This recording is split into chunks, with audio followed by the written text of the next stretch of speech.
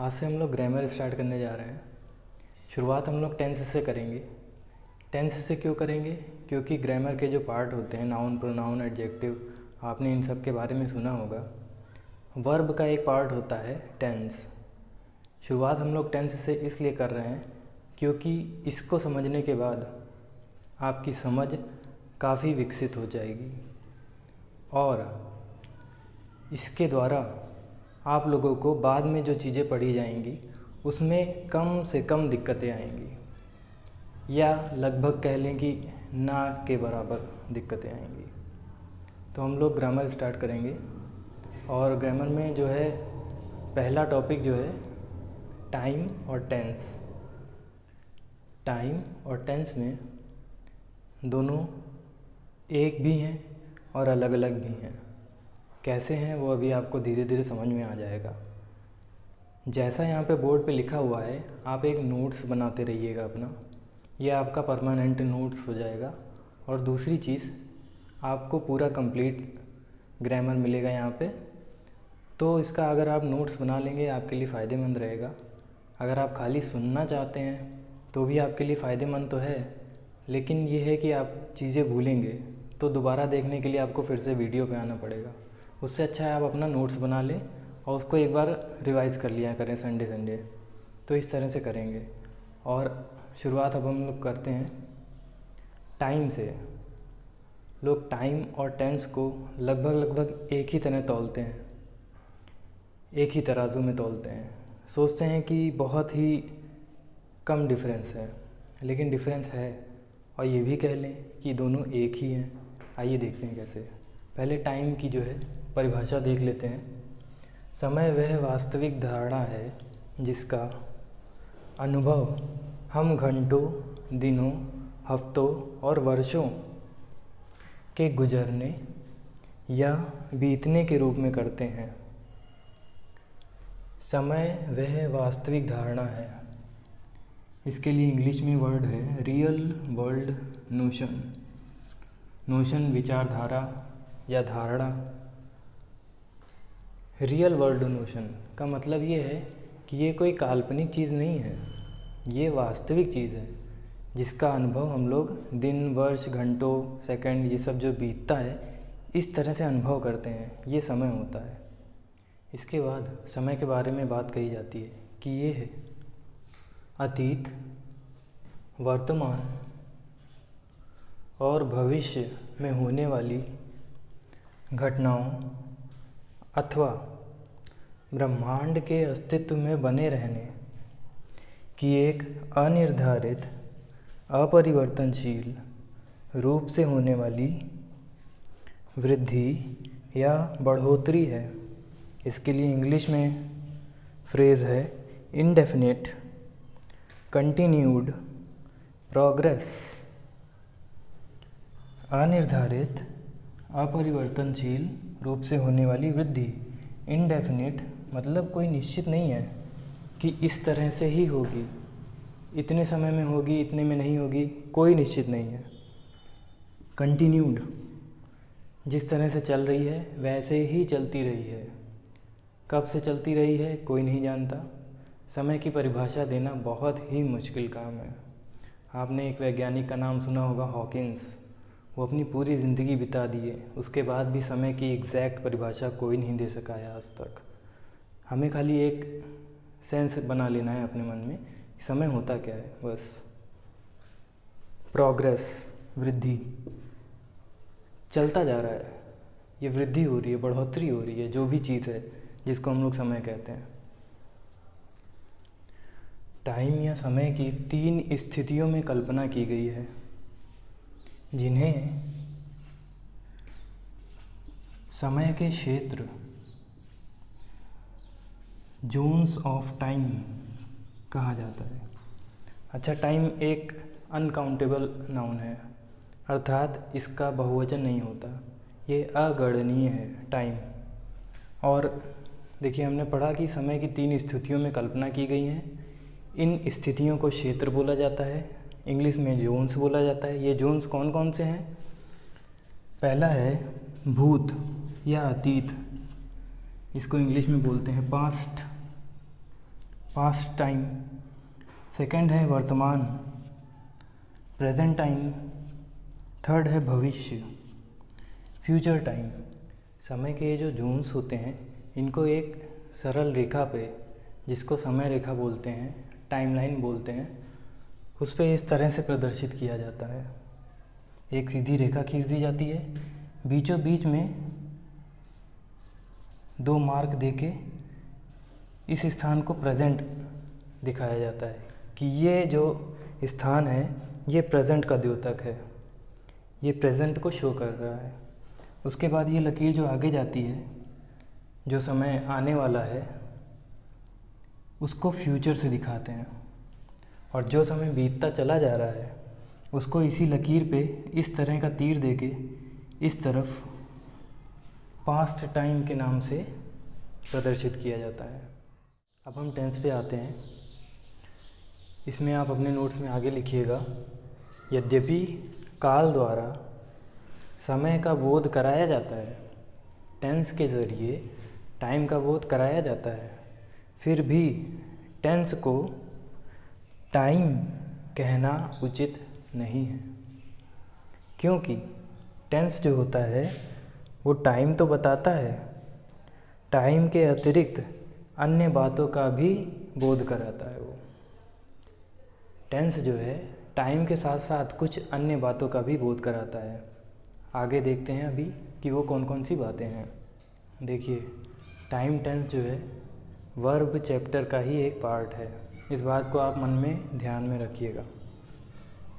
काल जो है क्रिया का वह रूप है, वर्ब का वह रूप है, वर्ब का ऐसा फॉर्म है जिसके द्वारा किसी कार्य, एक्शन, परिस्थिति, सिचुएशन, घटना, इवेंट अथवा स्थिति, स्टेट के समय का बोध होता है। टेंस वर्ब का वो रूप होता है जिसके ज़रिए किसी कार्य, परिस्थिति, घटना अथवा स्थिति के टाइम का बोध कराया जाता है। उस सेंटेंस में उस क्रिया के उस रूप का प्रयोग करके ये दिखाया जाता है कि वो कार्य या घटना किस टाइम में हुई, पास्ट में हुई, प्रेजेंट में हो रही है या फ्यूचर में होगी।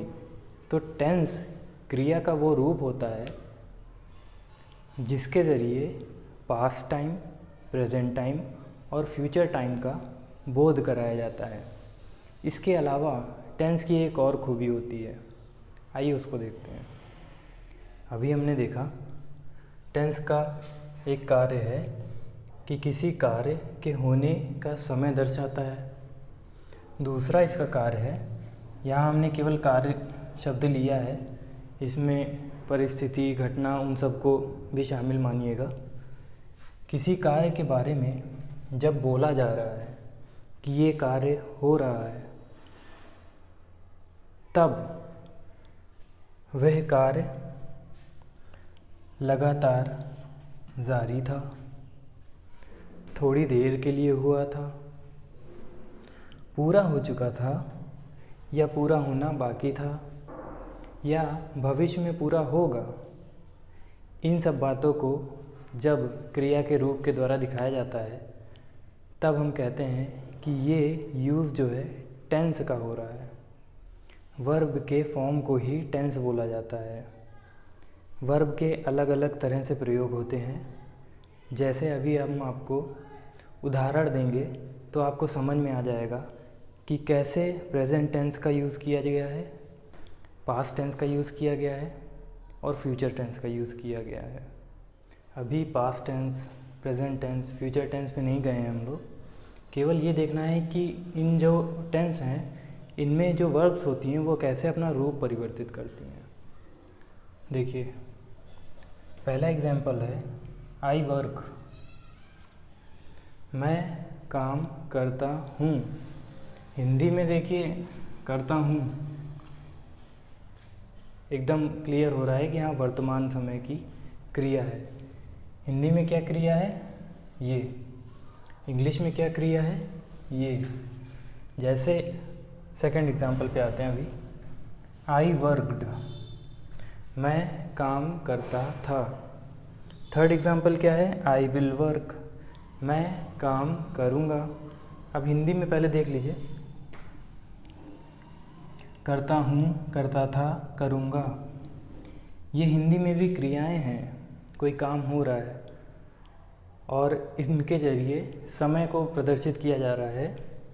करता हूँ से प्रेजेंट टाइम का बोध हो रहा है। करता था, क्रिया का रूप देखिए बदला है, यहाँ पे हूँ था, यहाँ पे था हो गया, रूप बदल दिया गया। समय का जो बोध कराने का ज़रिया है क्रिया, उसके ज़रिए टाइम शिफ्टिंग कर दी गई, प्रेजेंट से पास्ट पे आ गए। अभी हमें और शिफ्ट करना है, फ्यूचर दिखाना है, तो इसको करूँगा कर दिए। अक्षरों का खेल है हेर फेर। उसी तरह इंग्लिश में भी किया जाता है। वर्क है, प्रेजेंट टाइम को दिखाने के लिए क्रिया का ये रूप इस्तेमाल किया जाता है वर्क। ईडी लग जाता है, वर्कड हो जाता है, ये क्रिया का पास्ट फॉर्म है। विल वर्क, ये फ्यूचर में आ जाता है। ये सारी चीज़ें कैसे होती हैं धीरे धीरे आपको और क्लियर होंगी। यहाँ केवल ये देखना है कि कैसे क्रिया अपना रूप बदल के अलग अलग समय का बोध करा देती है। इसी क्रिया के रूप को टेंस बोलते हैं। अब देखिए, अगर क्रिया जो है वर्तमान समय प्रेजेंट टाइम को बोध करा रही है तो इस क्रिया को कहेंगे कि ये क्रिया प्रेजेंट टेंस की वर्ब है। अगर कोई क्रिया अपने किसी रूप से, जैसे इसमें ईडी लगा हुआ है, इस रूप से भूतकाल अतीत समय को प्रदर्शित कर रही है तो इस क्रिया को कहेंगे कि ये पास्ट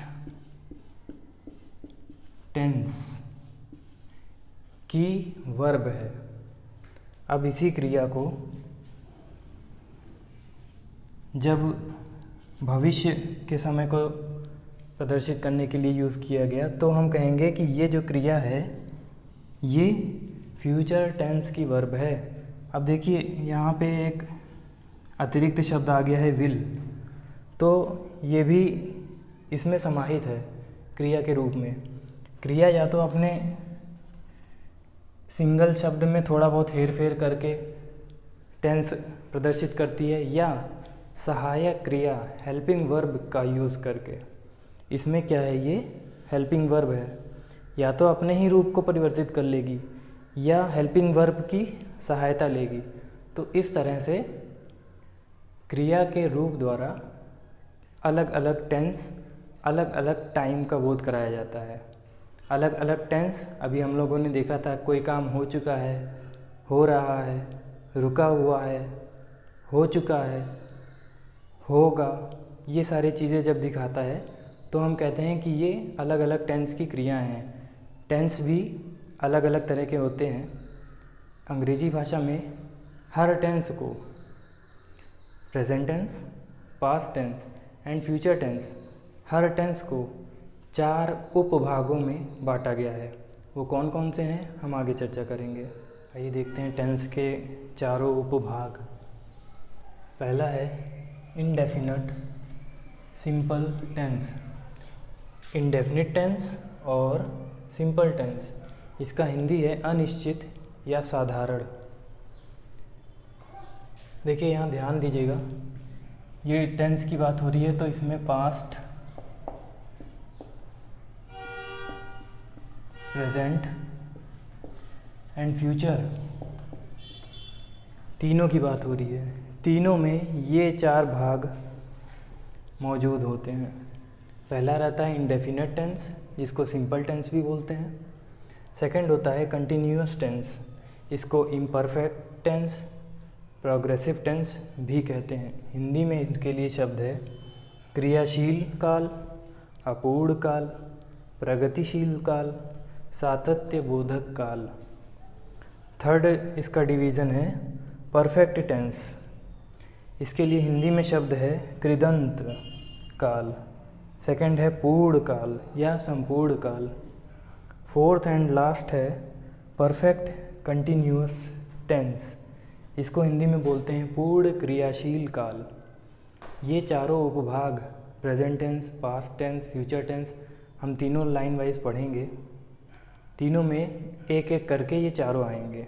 नेक्स्ट क्लास से हम लोग प्रेजेंट कंटिन्यूअस टेंस से शुरुआत करेंगे। प्रेजेंट कंटिन्यूअस को प्रेजेंट इंडेफिनिट टेंस से पहले ही पढ़ना चाहिए। इससे आपकी जो समझ है वो अच्छी तरह से विकसित होगी। आप जब इस तरह से पढ़ेंगे आपको खुद महसूस होगा कि क्यों प्रेजेंट कंटिन्यूअस टेंस पहले पढ़ना चाहिए। नेक्स्ट क्लास में हम प्रेजेंट कंटिन्यूअस पे चर्चा करेंगे।